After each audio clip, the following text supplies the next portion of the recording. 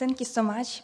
So I'm grateful and deeply grateful and honored to be here today and to share with you the theme of great importance.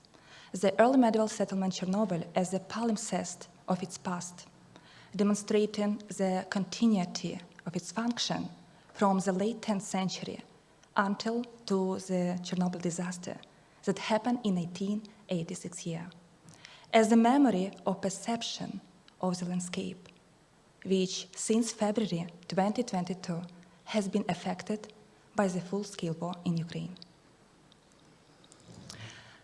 This lecture wouldn't have been possible without the essential contribution of Ukrainian archaeologists who are currently on the front line defending the independence of Ukraine against Russian aggression.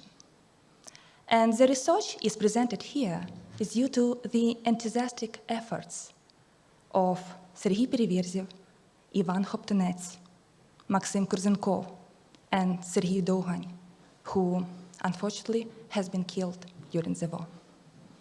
The efforts including the investigation of early medieval settlement Chernobyl and its surroundings. And it's a powerful reminder the impact of these brave archaeologists have on understanding of Ukrainian rich archaeological record in the midst of the war. So actually, early medieval settlement Chernobyl is one of the most significant archaeological sites in Ukraine. Today, Chernobyl is the administrative center in Chornobyl Exclusion Zone and mandatory resettlement zone under the authority of Ukrainian state agency for exclusion zone monitoring. The geographical location places Chernobyl in the northernmost region of Kyiv-Polyssia, a geographical and historical area that characterized by marshes. Before the full-scale war in Ukraine, Chernobyl had the status of a shift settlement with approximately 2,800 shift workers and a small number of self-settles. And covering an area of 2,600 square kilometers, Chernobyl Exclusion Zone is predominantly forested area. A notable geographical feature of Chernobyl is the presence of the rich ridges and hills that form an elevation across the landscape, an elevation of hills across the landscape. And early medieval settlement Chernobyl once occupied one of these cape-like hills. So it's located at the confluence of Pripyat River and Ush River. Pripyat River is a confluence of Dnipro River, one of the largest rivers in Ukraine. And also Chernobyl settlement surroundings, including Leliv settlement, that is located on the right bank of Pripyat River, and Richiche settlement that is located on the left bank of Richiche River, tributary of Pripyat River. But Chernobyl is not just a landscape. It's a unique archaeological site that bears tragic legacy of both the nuclear disaster and the scars of the full-scale war in Ukraine. And Chernobyl functions at the different levels and different ways within Ukrainian society. First and foremost, as a trauma embodied in a collective memory. But in addition, its significant archaeological site is relevant for the full reconstruction of Kievan Rus period from the late 10th century until the beginning 12th century.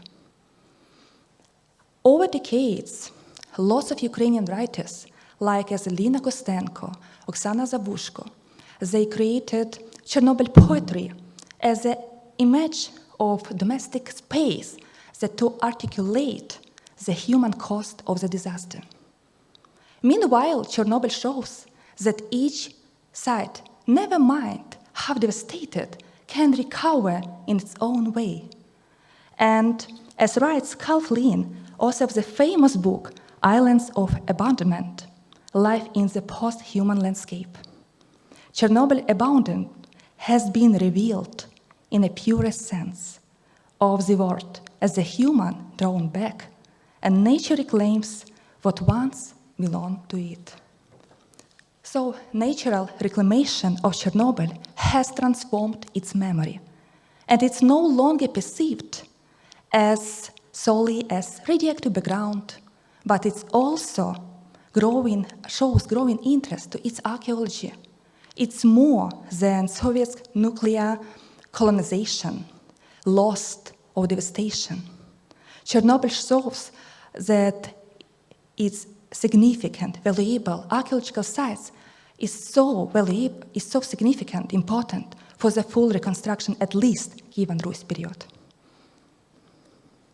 So actually, the first mention of the existence Chernobyl settlement is found in the Hypatian Chronic, which states that in 1193, Prince Rostislav of Vyshhorod and Turov, son of Grand Prince Rurik, Kiev, went fishing from Chernobyl to Torchin. But at the same time, a rich archaeological record shows that early medieval settlement Chernobyl dates back to the end of the 10th century. So it's a unique archaeological site that had been occupied from the end of the 10th century until the Chernobyl disaster. So actually modern systematic archaeological research in Chornobyl Exclusion Zone began in 2003 with expedition led under leadership of Dr. Manko. At that moment, he worked in Archaeological Institute of National Academy of Sciences of Ukraine. And in autumn 2003 he identified the site where historical settlement was located.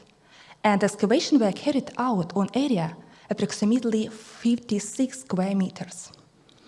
But since 2004 in Kiev has been established Scientific Center Protection of Cultural Heritage from man-made disasters. And from 2004 until to the full-scale war in Ukraine, under the leadership of Serhiy Pereverzev, who at that moment was the head of the Department of Archaeology, each autumn excavations were carried out. So, the Cape remnant where the settlement is located rises 40-50 meters above the Pripyat floodplain. That covers an area of about 0.45 hectares with the measurements of 75 by 60 meters. So the eastern side of the cape is bounded by a steep slope, the descent to floodplain. And western and northern side of the cape are bounded by the remains of ancient ravine, so obviously anthropogenic ditch. Excavations were carried at the central part of the settlement that was well preserved and less damaged by anthropogenic factor, because the basement, the water supply ditches running almost through the whole area of the settlement and have damaged a significant part of the cultural layer. A significant archaeological discovery was in 2017 when anthropogenic ditch had been discovered. And a parallel anthropogenic ditch subsequently was identified in 2019. They are both date back to the beginning of the 11th century. So this date was provided with the remains of the Kievan Rus pottery, spindle walls, and seals. But unfortunately, due to the war, further excavation at the site have been disrupted. And one of the priority tasks after the end of the war might be processing the archaeological materials that have already been excavated. And it's quite important to look at other contemporary settlements in the area. Conducting archaeological excavation at Chernobyl was a challenge in itself that was complicated by other equally significant challenges. And one of them is the presence of the radiation. So, as Carl Flynn rhetorically asked, is Chernobyl a radioactive wasteland or a safe haven? So actually the answer is both. In the most zone of Chernobyl, the radiation has reclaimed to levels that are similar to what one might experience in a craft. So Chernobyl is not so polluted and dangerous, but there are dirty places and clean ones. And our team conducted excavation at the site up to 20 micro-road fence, and it was quite safety to do it. And also, Chernobyl embodies another aspect of the natural reclamation. So since the evacuation, nature reclaimed the abandonment settlements and landscape within the Chornobyl Exclusion Zone, resulting in a unique mix of man-made structures gradually being overtaken by vegetation. And therefore, traditionally, work on a site began with a clearing the area of trees and bushes. But being surrounded by wildlife was also a major challenge. And Carl Flynn's words, "I feel like a lost child wandering in the wilderness, far from safety, even here in the center of the town," describes the state of mind of the expedition led by Serhiy Periverzev each autumn. So each time when we worked on a cultural layer with the trowels, cutting 2-3 centimeters into conventional horizons of a depth 20-30 centimeters, and selecting objects with the knives, there was an obsessive feeling of someone's presence, someone another than the member of expedition, and it caused such certain anxiety being surrounded by wildlife. And every time when soil sediment was washed through the sieve, it was accompanied by a damp, musty smell, the presence of a cold area of abandoned landscape that once had been occupied in the late 10th century. And there is the words of Carl Flynn, "What I think about is this, how the past is imprinted upon the present in every place, but never more tangibly than here. I navigated in blindly in the present, with the dosimeter as a torch." So as a result, until 2022, 360 square meters of the cultural layer of the settlement had been excavated. As the majority of the artifacts date back to the Kievan Rus period, as I mentioned before, from the late 10th century until the beginning of the 12th century. The majority artifacts are Kievan Rus pottery, a typical Kievan Rus jugs with high shoulders and wide necks. And one of the significant finds was the identification of the resembling metal slug that might indicate about the existence metallurgical furnace. And just a quick run.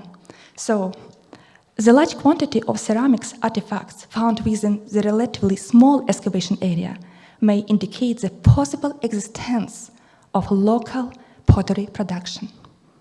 At the same time, the number of bracelet fragments, an average 5-6 units per 1 square meters, reduces this category to finds at the site to a number of massive ones.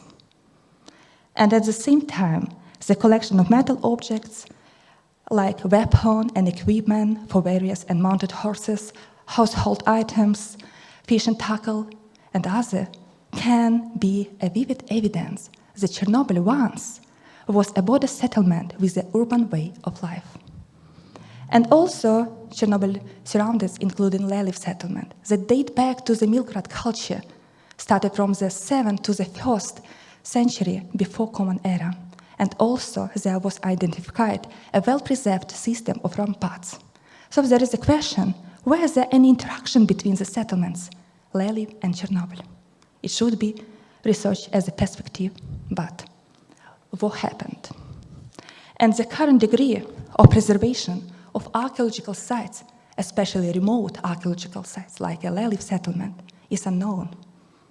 And before the full-scale war in Ukraine, 2 expeditions have been led by the State Scientific Center with the aim of looking for valuable architectural forms that to establish open-air museum in Chernobyl. But due to the war, this war wasn't completed. And unfortunately, the military occupation of the Chornobyl Exclusion Zone has led to the changes in the landscape. And these changes are the result of the various factors, including direct damage caused by explosives like anti-tank, anti-personnel mines and shells. And therefore, the preservation of archaeological sites is crucial currently. But monitoring in Chornobyl Exclusion Zone is strictly prohibited because the presence of Ukrainian army that currently controls and defends Ukrainian border from Belarus. And this brings back the feeling of the abandonment landscape, which since February 2022 has become militarized. And drawing on the Scottish experience of using aerial photography to monitor the remote archaeological sites could provide valuable insights and methodologies that might be applicable in Chornobyl Exclusion Zone once monitoring is permitted. So, after the war, one of the priority tasks might be state registration of archaeological sites in Chornobyl Exclusion Zone. This measure should include identification, exploration, scientific research, and state register by recording them to the State Register of Immovable Monuments in Ukraine. And the Scottish catalogue, for example, of the National Register of the Historical Environment is an excellent reference point for creation of an open Ukrainian electronic database of archaeological records from Chernobyl Exclusion Zone. And given the challenges posed by radiation, occupation, the need for qualified archaeologists who are prepared to work in Chernobyl Exclusion Zone is relevant. The problem is that lots of Ukrainian archaeologists currently being drafted to the front line or to the army. And as perspective, the developing establishment collaborative research project with overseas scholars is also quite important, as well as the development of the interactive website that to shift attention to the archaeological Chernobyl is significant. Thank you so much for your listening.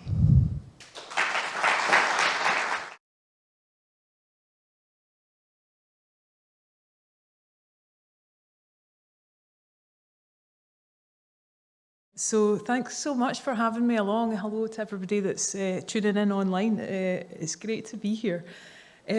So I'm really interested in the different ways we can explore and document experiences of everyday life. And I do that by incorporating creative methods alongside oral history interviews to record refugee lives in Scotland from the 1970s to the present day. And earlier on today, I was at a community project in Glasgow in a boat building workshop, and I was talking to a guy called Livy about history and what gets recorded and whose histories are considered important. And he said to me, the people are the archive. And I thought, do you know what, that's spot on. That really encapsulates a lot of the ethos of oral history and why I'm interested in this kind of history. So I'm going to talk a wee bit about oral histories and why I'm using this method to record testimonies of Scotland's refugee and migration histories. So I wanted to start with a couple of quotes here. So this quote from Raphael Samuel, I think it really illustrates it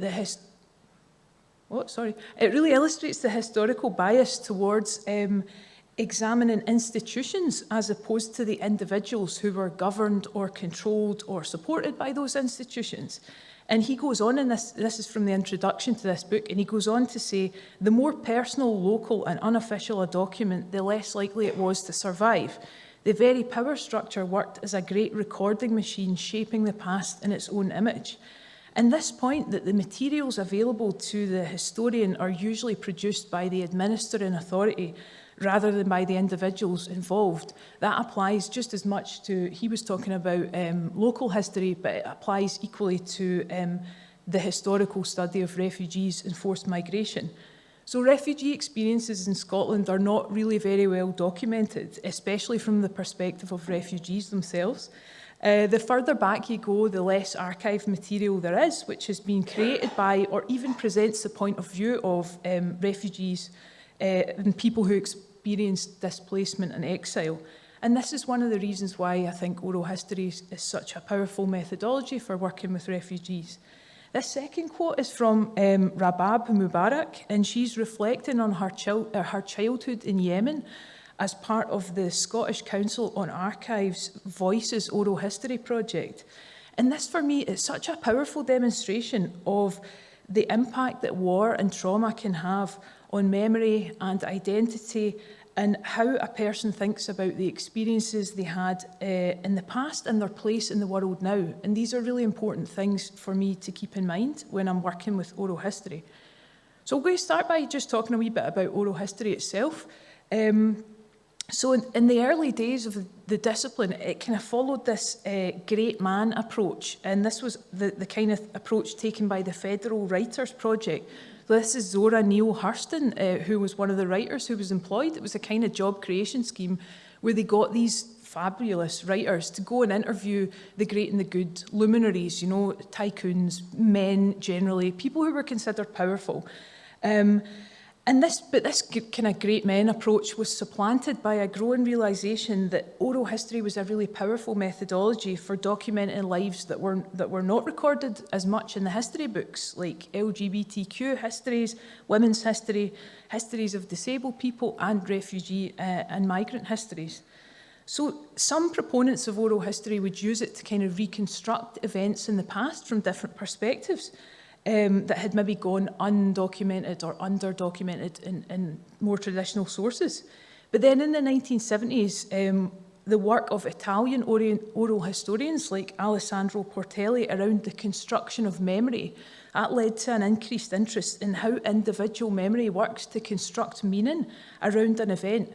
And this is a process which is really interesting, whether or not the memories were actually factually accurate. And in some cases, it's actually more interesting if the memories are not factually accurate. So that was the case. Portelli found that to be the case when he spoke to Italian workers about the death of Luigi Trastulli. So the picture is the funeral of Luigi Trastulli, who was a steel worker, and he was killed in clashes with police after a factory walkout. And the men who witnessed Trastulli's death, in many cases, they misremembered the detail of the murder, which led Portelli, he explored how this event had become for many people a kind of symbol of working class resistance and a way to remember the working class as possessing an amount of agency and power that they didn't actually have at that moment. So the crucial point here was that the things that were initially held up as weaknesses of oral history, right, the unreliability of memory, the effect of outside influences on how people remember and speak about things, and the intersubjectivity, like the relationship between the interviewer and the interviewee.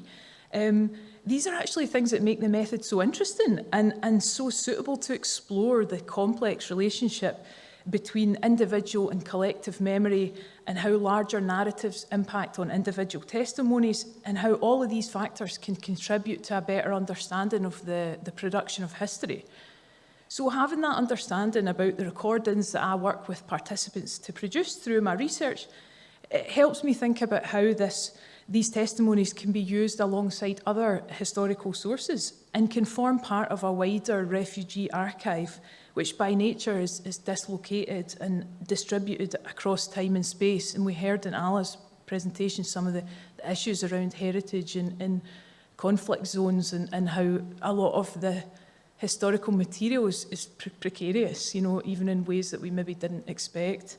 I'm also really interested in how you can use creative methods in academic research. I've used a lot of collaborative poetry in my research, but I had to cut it today for reasons of time. If anybody's interested in that kind of creative stuff, I'd be really pleased to chat more about that in the Q&A. So one of the big challenges for me in this project is language. I'm not working with interpreters for a number of reasons, mainly the budget, but also because that is a specialised skill working with interpreters, but it also brings up other, ethical considerations around confidentiality. There are various reasons. But so I'm restricted to people whose English is strong enough that they feel confident taking part in an interview in English, but also that they can understand the ethos of the project and they can consent to it. But this also means that transcribing the interviews is quite a challenge, because I can never use the auto-transcribe software because it doesn't like the accents. It particularly doesn't like my accent. So it's it can be quite laborious. But language itself, as you can imagine, is quite a frequent topic of discussion in the interviews. It really plays a huge part in people's lives. The ability or the inability to communicate, it really colours people's first few months here. So I'm going to play you, I've got a couple of short clips. So I'm going to play you a clip here from Saida, where she talks about her first moments here and what it was like language-wise. People are very different. Sorry. And they, especially in Scotland, they have a language, their language is very unique and different, and we are not understanding what they are saying, and we are just, we think we, speechless sometimes in front of the people, and our tongue I lost my tongue. I was thinking on that time when the people are talking something and I cannot say anything in front of them. I cannot share my thoughts and my feelings and my just expressions, and just listen and don't understand what they are saying. So I think this clip can illuminate a lot of things. It tells us about the linguistic isolation of arriving in another place, and the sensation of being rendered voiceless, and the diversity of accents within a global language like English. And it also highlights some of the methodological challenges of doing research with refugees. Aside from illustrating that many people will not have the option of taking part in this research simply because their English doesn't allow it. But this also points to the fact that aside from the language, people will, in their first days of arrival in Scotland, be really deeply concerned with basic necessities about, housing, food, and the status of their asylum case. So they're not going to necessarily be wanting to participate in academic projects at that stage. So I'm always speaking to people, and they're always looking back on these experiences, these testimonies of the first few weeks and months in Scotland. It's always someone re-experiencing those first moments. A lot of people talk about the weather, about the cold air when you get off the bus, and that's kind of shared across the decades. That's quite a unifying experience. Sometimes people talk about the lights of the multis, the high-rises when you arrive into Glasgow, the rain, and just like the dreamlike experience of stepping off a bus and into a different life. And this is really an experience that's stretched back much further. We were saying my PhD research kind of starts in the mid-1970s, which is not really that long ago. But I really wanted to emphasise that although maybe refugee history could be seen as a little bit niche, it's not separate from the rest of history. The history of immigrants and refugees and asylum seekers and migrants, that is the history of Scotland. And there's been a parallel history of emigration as well. And I'm sure many people in the audience will have experience of one or both of these things going in either direction, either personally or within your family. And the groups of people, the groups and the people that I'm talking about today, they didn't exist in isolation, even though sometimes in these type of talks it comes across a little bit like that, like the Lithuanians, the Belgians. But of course people were continually in community with, living and working alongside, the settled community. So I'm just going to talk a very broad overview of some groups in the 20th century. So during the first half of the 20th century, there were several groups of people that sought safety in Scotland. Many came on organised evacuation programmes, like the now famous Kinder Transport in the 1930s. And this is a group of young guys in Garnet Hill in Glasgow, where there was a big Jewish refugee community. Other people made their way to the country through overseas recruitment schemes. And that was the case with the Lithuanians who came to Scotland, fleeing from political or religious persecution, as well as some who left Lithuania because of poverty or to escape conscription into the army of the Russian Empire. Some people were targeted by the Russian authorities for clandestine distribution of Lithuanian language literature and fled, but others were also recruited by Scottish coal and iron companies to work in the mines. And this image is a panel from the Great Tapestry of Scotland, and it commemorates the links with Lithuanians, and particularly the towns of the Lanarkshire coalfields that you can see are in that circle there. So during the First World War, 250,000 Belgians came to the UK as refugees, and of them 20,000 Belgians were resettled in Scotland, and they were filling labour gaps in the wartime economy, but their time was really limited to the duration of the First World War, and they were quite swiftly repatriated at the end of the war. But a group whose presence was felt longer in the country were those Polish ex-servicemen and refugees who were given the right to resettle in the UK following the Second World War. Nearly 250,000 of these Poles were housed around the country in refugee camps, and there was actually 47 of these refugee camps dotted around Scotland. One of these camps at Fairfield, which is near Prestwick, that was the site of the first protest around food in a refugee camp in the UK. They sort of collectivised because the food was terrible. But this is a really great example of direct action and campaigning, and that's something we see continually throughout the history of refugees and immigrants in Scotland, from protests against colour bars in Edinburgh dance halls in the 1920s to demonstrations outside Dungavel Immigration Detention Centre and campaigns against dawn raids. So other significant refugee groups in Scotland in the mid to late 20th centuries would include groups of people from Hungary, Ugandan Asians, people displaced from India and Pakistan by partition, and people who fled Vietnam in the 1970s. So in that decade, the 70s, following the military coup in Chile in 1973, which installed the dictatorship of General Pinochet, large numbers of Chileans were forced to flee the country due to the persecution of leftists by the regime. So over 200,000 people left Chile for destinations all over the world, but Scotland was one of the main UK areas that Chilean refugees settled in, besides London. And the Chileans differ from quite a lot of the other refugee groups that I'm looking at in my research, because in terms of their broadly shared political beliefs, but also there was a wider public perception of that group as political exiles. So it's interesting to consider that statement in light of the Scottish context at that time. In 1973, there was 12 communist councillors elected in Lochgelly and Cowdenbeath, and at the national level, Scottish voters were continually returning the largest share of the vote to the Labour Party. And trade union density was really high at this point. It was over 50% of the population was in a trade union. And understanding of the violence and repression that was taking place in Chile was really widespread in the trade union movement. And that led to, the picture on the left is a solidarity demonstration, a solidarity banner at a demonstration. The one on the right is a poster for a campaign for a boycott of a Scotland international football game, which was to be played in Chile in the football stadium in Santiago, which had been used as a kind of prison camp and was a site of atrocities of the dictatorship. So a lot of this was driven by the Chile Solidarity campaign here and the trade union movement.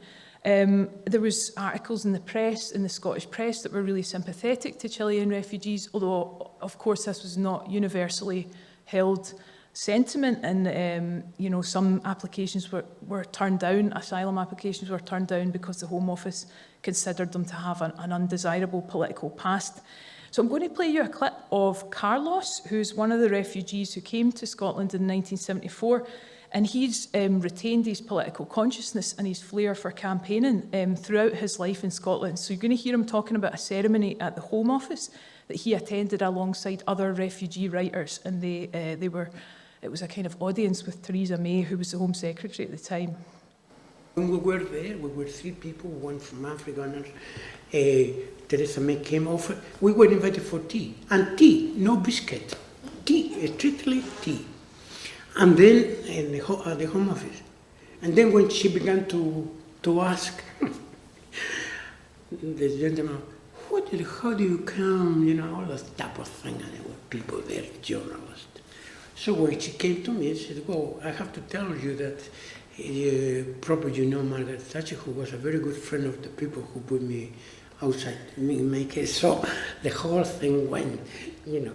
But I feel very calm, you see, because I am telling the truth, you know. And that is exactly the thing I wanted to say. You know, you're not going to believe it, but see, in my case, it's completely different. I mean, I came thanks to a very good, because of Mr. Pinochet, who you may know, I think, and who was a very good friend of, another friend of yours, probably Margaret Thatcher. So you did just really enjoy that clip. But you can also see on the transcription some of the challenges of transcribing, and you have to make decisions about which bits to keep in and how to record that on that audio on paper. I wanted to share this just because I love the use of this sanitised PR exercise as a way of forcing Theresa May to acknowledge, you know, the UK government's historic complicity with Pinochet via Thatcher. And it demonstrates a point that's true of many groups of refugees, which is that they're here because of, in this case, relatively recent, but in some cases longer standing historical or geopolitical links between Britain and other countries. And I also think that this is a great demonstration of the caution that has to be taken with the idea of giving voice to the voiceless, which is something that can sometimes be a temptation both in oral histories and in work with refugees. People aren't voiceless at all. People are making their voices heard in lots of different ways. And it's about, you know, for me, it's about recording people speaking about these experiences and then thinking about how I can amplify and broadcast these testimonies to a wider audience. So I love these wee kids. This is a community celebration in Glasgow and Kingsway. So refugee and asylum seeker numbers in Scotland became much more significant with the policy of asylum dispersal to Glasgow. That was from 1999 onwards. And the city's decision to become an asylum dispersal city, that has to be understood in the context of deindustrialisation, which left the city with the vacant social housing stock that was required to house thousands of asylum seekers. So since the 1990s, controls and restrictions on people seeking asylum have increased, including controls on the right to work, which was not the case with a lot of the historical groups that I've spoken about. The vast majority of people had the automatic right to work as part of refugee status, or in some cases, like the Belgians, were actually put directly into war effort jobs. But these days, the hostile environment has become a commonplace term, and since the 1990s, most applications for asylum have been turned down, and that forces a lot of people to await appeal decisions for months, sometimes years, in a state of limbo, which is psychologically very punishing, and it's something that quite often comes up in interviews, people talking about that experience of waiting and being held in this strange temporality where you can't progress and you're stuck. 20 minutes, it's not very long. So thank you so much for having me. Just before, I wanted to say this is this is a bit of like resources and credits for some of the images on the slides, and just some things that I mentioned there in case anybody wants to know more. There's a real wealth of stuff out there. Thank you.